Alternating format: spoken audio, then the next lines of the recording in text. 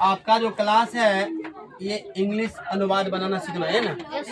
English में अनुवाद कैसे बनेगा ये बेसिक लेवल से कृपया सिखा जाएगा, है ना। बेसिक लेवल में आपको क्या आ जाएगा देखिए। तो सबसे पहले हमको ये जानना होगा कि सर जी अंग्रेजी में अनुवाद हम करेंगे कैसे।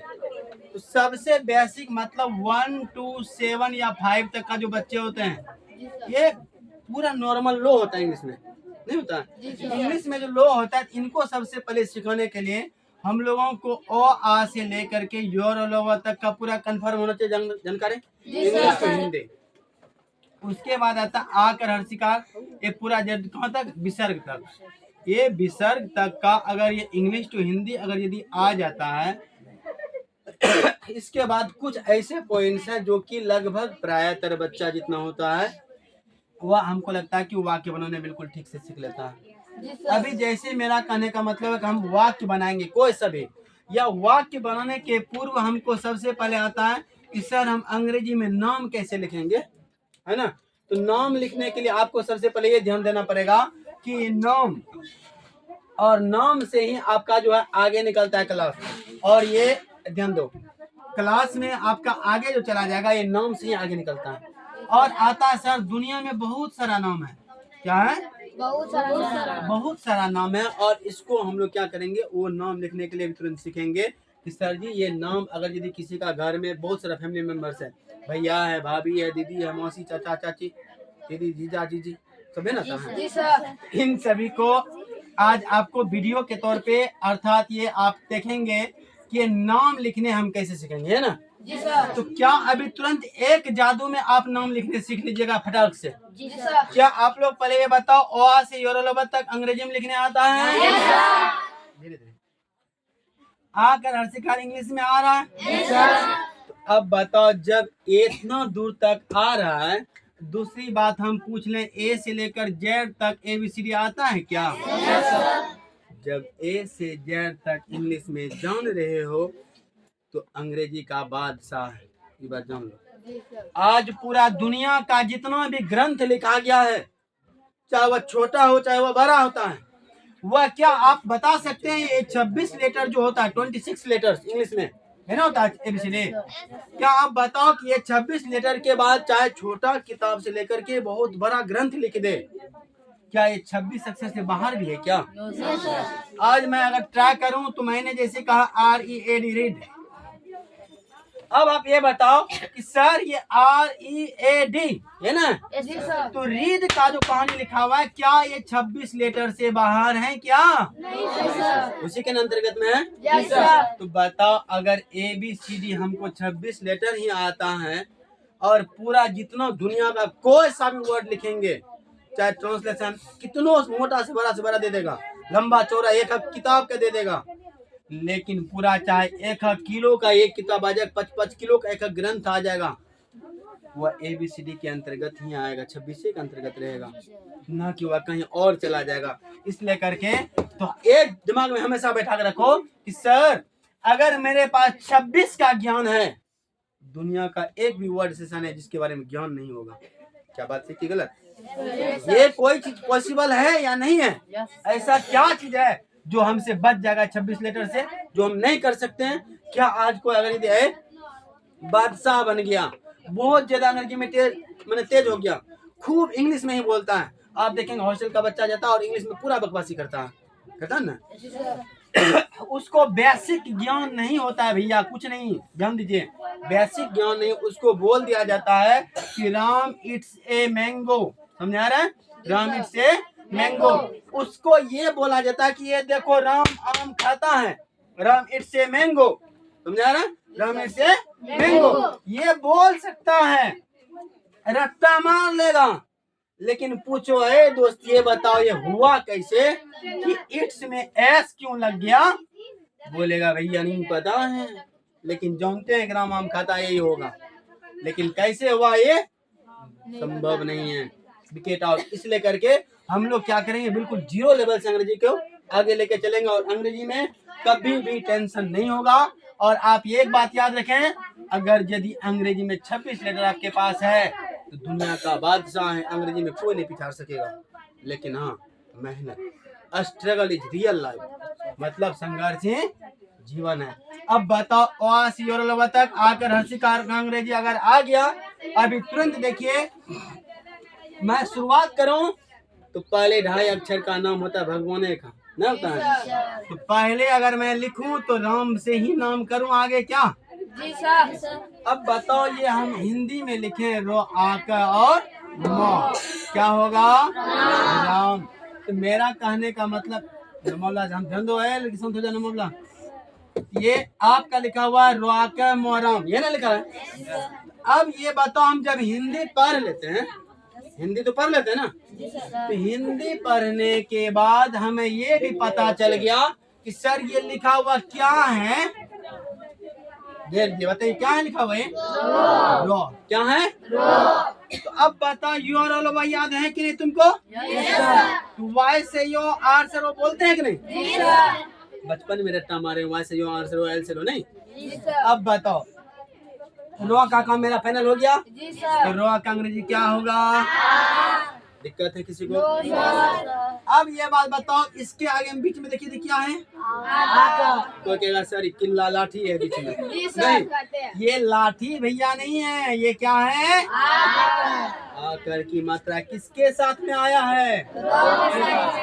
तो रो के साथ में है, तो रो का अंग्रेजी हो गया आर। आकर का अंग्रेजी देखिए तुरंत हम बोले थे आकर से लेकर भी सर तक, तो आकर का अंग्रेजी होता है भैया ए। क्या होता है?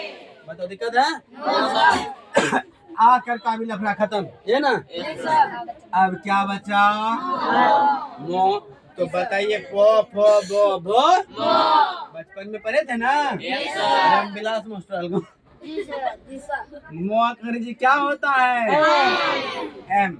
अब बताओ हमको आर का भी रो का भी पता चल गया, आकर का भी पता चल गया और मो का भी पता चल गया, नहीं?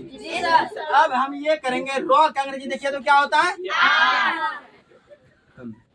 अब आकर का ए, इसको हम ए लिख देंगे और मो का एम, और तीनों अब सट गया देखिए आर ए एम। बनले नहीं? दुनिया का कितनो आसान तरीका है, प्लीज ध्यान दीजिए। और यही स्टाइल है अंग्रेजी अनुवाद करने का। अगर बाय इनकेस आपको ये चीज नहीं आता तो इसके अलावा देखो नाम दुनिया में जितना भी है छोटा से लेकर के बड़ा तक है। आप अंग्रेज का नाम लेने जाओ, अंग्रेज का जितने भी व्यक्ति हैं, आप इंग्लैंड चले जाओ, पाकिस्तान चले जाओ, अमेरिका चले जाओ, इंडियन को छोड़ के मतलब भारतीय सेना को या भारतीय व्यक्तियों को छोड़ करके और जितने भी आप आइएगा लेकर के, ध्यान दीजिए ये भारत के व्यक्ति जो हैं यह आसान नाम रखता है, बिल्कुल हल्का रखता है। लेकिन यही हम भारत को छोड़े, आप यूरोप चले जाओ, अमेरिका चले जाओ, पाकिस्तान चले जाओ, चाहे जहां दुनिया किसी देश में चले जाओ, उस सब जगह पे आपको नाम बिल्कुल हार्ड से हार्ड दिखेगा। आपको ये लगेगा सर हमारा इंडिया ही ठीक है, क्योंकि आपको बताया गया भारत ही एक ऐसा देश है जहां देवता भी जन्म लेने के लिए तरसता है। तो इसी बात पे हम भारत का भी एक बार अंग्रेजी अनुवाद करूं क्या? जी सर। हमारा महान देश है ना। जी सर। तो बताइए भौक अंग्रेजी क्या होता है? बिल्कुल गौर से ध्यान दीजिएगा, नहीं तो वरना छूट जाइएगा। अब बताओ यहाँ पे सर प्रश्न आ रहा है कि भौ के बाद आकर फिर तो आकर का अंग्रेजी क्या? हम गलत लिख दिए, आप लोग बोले नहीं। भौ का अंग्रेजी बी नहीं होता है। तो सर जी बोलिएगा ना तंटा, बी एच से क्या होता है? कोई दिक्कत है? अब आकर का भी तुरंत बताए थे, अब रो का तुरंत बोले हैं भैया क्या? तो आर। अब तुरंत प्रश्न आएगा लफड़ा फंसा, सर जी बीच में तो कुछ है ही नहीं, अब तो इसका मतलब तो क्या ना अंग्रेजी देंगे? अब कुछ बच्चा के मन में है सर यहाँ पे क्या लगेगा? अब बता सकते हो कि ये ए क्यों आया बीच में? इसके बीच में ओ आपको मैं बताऊं सर, अभी आप ही ने बताए थे आकर का ही अंग्रेजी ए होता है, बोले थे ना भाई, हमें बताया है। लेकिन सर यहाँ पे तो कुछ है नहीं, तो कैसे आया A? How is it possible? मतलब समझ में आया? यह कैसे संभव है? मतलब यह कैसे संभव है? सर अगर ए दिए तो सर आकर लगा दीजिए थोड़ा सा, नहीं इतनी नोट तो एक लगा देंगे। जब आकर हम लगा देंगे तो स्पेलिंग लगाइए, तब क्या हो गया? भारत। क्या बोलेंगे? भारत देश का तो नग्न भबर क्या नहीं, इसलिए इसको क्या करेंगे? धीरे धीरे सरका देंगे ना। तो अब आपको ये जानकारी होना चाहिए कि बीच में ए लगा क्यों। अगर किसी भी शब्द में, अच्छा बताओ,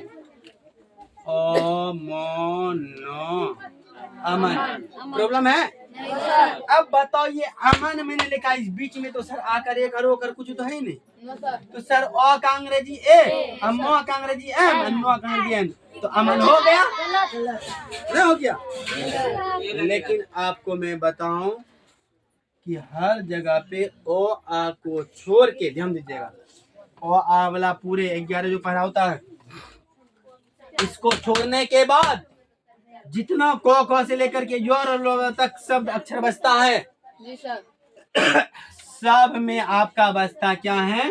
अगर मैं बोल दूं को, अगर को किसी ने कहा के, तो हम कह सकते हैं भैया ये गलत। जी सर।